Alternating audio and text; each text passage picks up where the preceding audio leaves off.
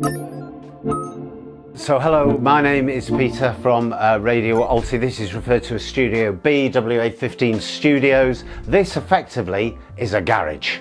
Okay, and what's happened is there was a blank piece of land here and I wanted a YouTube studio. So what happened, the builder built it and he said, what you need to do first, we need to get all the clutter out of the way. So right at the top here, not only have I got studio lights, I have fans for the summer so that we haven't got big stands. I've got monitors, so when we're doing videoing, the monitors are in the ceiling. I've got heaters are in the ceiling, everything is in the ceiling, everything is taken off the ground. And what I'd say to you is if you're thinking of converting a garage or a shed, use the ceiling. Secondly, with acoustic panelling, we've all seen acoustic panelling for radios, and often, sometimes it's the grey stuff. What we wanted was something that would fit in more with the decor. So the builder came up and he constructed some big frames, and inside each one of these frames are 5 Egyptian towels, and it stops the echo. So you've got 3 in the ceiling, there's even 3 in the door, and 1 under WA15 Studios. What I would say is don't put too much acoustic panelling in, because if you do, you get something called dead sound. You do need a bit of blank wall space.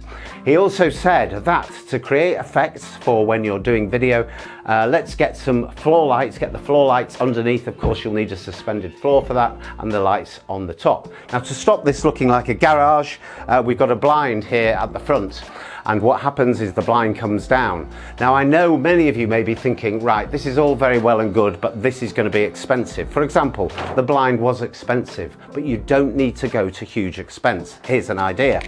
This desk is based on the LBC desk. I phoned up LBC, I said, how much for the desk? And they said, £23,000.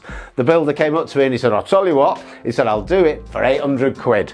So £800 it was.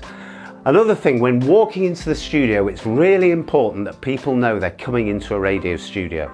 Many people have the podcasting microphones that rest on the table. Everybody knows that a radio studio historically has boom mics. Make it look like a radio studio so that when people are taking photographs and selfies, it looks radio and not podcasting. If you can, when you're doing your broadcast, if you could have 3 monitors. So for example, I've got virtual DJ there, which connects straight into Radio.co. There is no middle software on that. All I do is type in the Radio.co port, and that takes us straight out. So you'll see the Radio.co interface there, and sometimes on the monitor on the right, we have Playout 1. You don't need a huge amount of mixing equipment. You will see here, many of you will have the Rodecaster. So there's now the Rodecaster 2. I think this is the Rodecaster 1. That's all you need, nothing else, for you to send the signal out to Radio.co. And I've got to say that in terms of reliability and stability, it's absolutely first class. So then we come round here, and what I would do, I put here WA15 Studios. Was it necessary? No, but this has to be the most photographed room in Manchester and Cheshire. When guests come in, they take it back to WA15 Studios. Apart from the fact that they're all getting the mics in and it looks like a studio, put whatever studio you have there. And additionally, with all the lighting with the gantries at the top, it looks like a studio. It serves a purpose, but it looks like a studio. Also, to the back wall, there are 12 cubby holes, and in a disaster, you need this, you go straight for one of these. So let's say something's gone terribly wrong, my phone isn't charging, USB chargers, grab it. Those 12 cubby holes have been absolute lifesavers.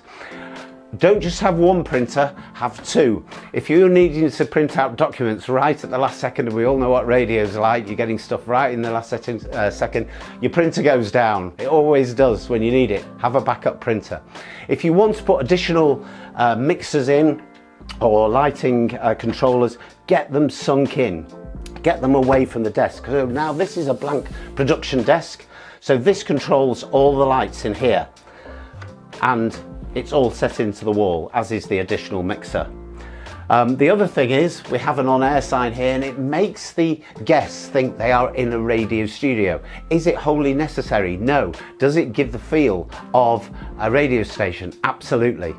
On here, one of the wonderful guests that we had was Mr. Kevin Keegan. We asked him why he came in to talk to us for 2 hours. He said because we're local He loves the show, and that was absolutely fantastic.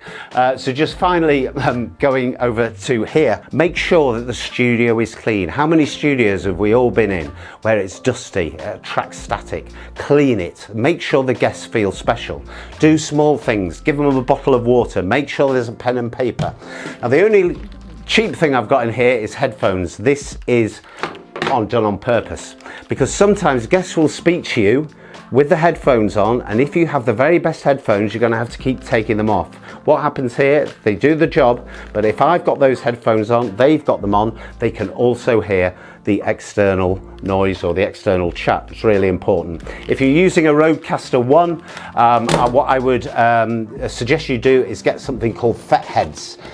These amplify the sound. On the Rodecaster 2, this has been resolved. These FET heads, they're quite expensive, about £60 each.